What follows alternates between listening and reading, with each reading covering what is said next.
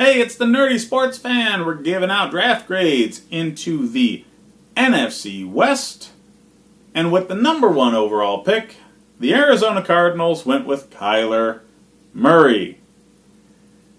I think this team gave itself a collective lobotomy in the offseason. I really do. That being said, Steve Keim has a job to do.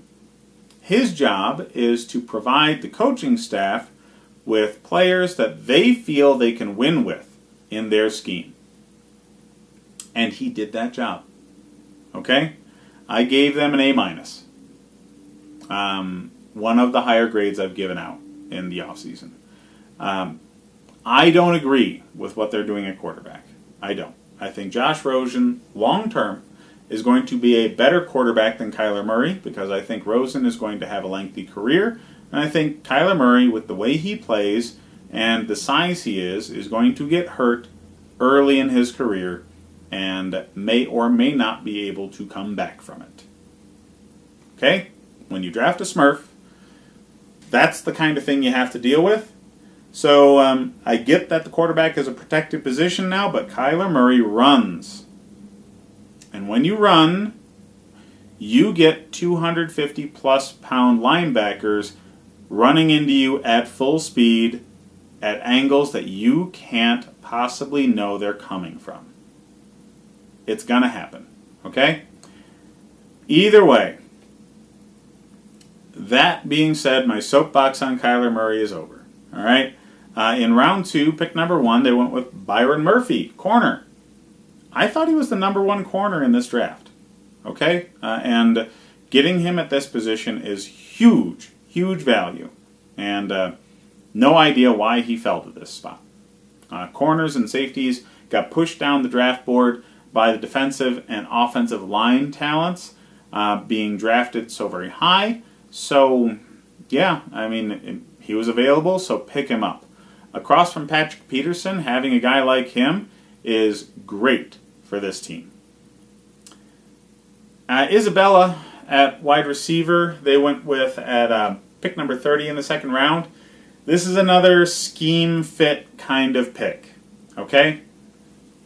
He wasn't rated this high on a lot of people's boards. But this is the kind of player that Kingsbury wants in his offense, much like Murray is the kind of player that Kingsbury wants in his offense.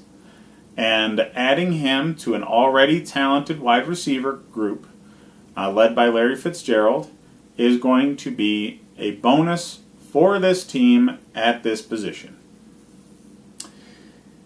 Zach Allen, at pick number 1 in the third round, should not have been available at that point. Edge rushing talent did get pushed down because there was a lot of it. Okay? So somebody who normally would have been drafted high in the second round in other years, he's number 1 pick in the third round. Great value there. They definitely needed somebody outside of Chandler Jones on that defensive line to do something. So Zach Allen, starting his career lined up opposite Chandler Jones, is going to be very, very beneficial for both players. Hakeem Butler, wide receiver out of Iowa State, is another huge, huge value pick. No idea why he lasted to the 4th round. There were wide receivers that I had him rated better than that went ahead of him. Don't know why, okay? Maybe there's something in injury history that teams didn't like that they found on his medical report when he was at the combine that hasn't been shared with the rest of us. That's the only thing I can think of that kept him from being drafted earlier.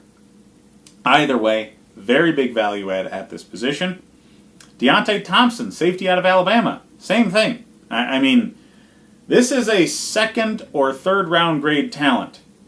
And they got him in the 5th. No clue why he was down that low. They're reaping the rewards of that.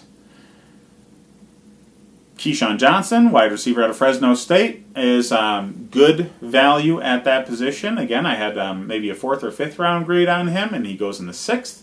So that's very good value at a position that they needed depth in. Lamont Gilliard might end up developing into a starting center on this team. They got him in the 6th round. So a lot of value with a lot of their picks. A couple of picks that are scheme fit for them, hand-picked for their coaching staff. So Steve Keim did his job and did his job extremely, extremely well in the draft. I'm worried about whether or not his coaching hires should be questioned. Because last year he hired one that got fired after just one season. Now he hired one that doesn't even have a winning record in college. I hope that they got this one right. I don't think they did. I think Kingsbury's going to flame out of the league. I think Kyler Murray's going to get injured out of the league. And I think Steve Keim is a gambler that lost. But again, he did his job very well in this draft, so I gave them an A-.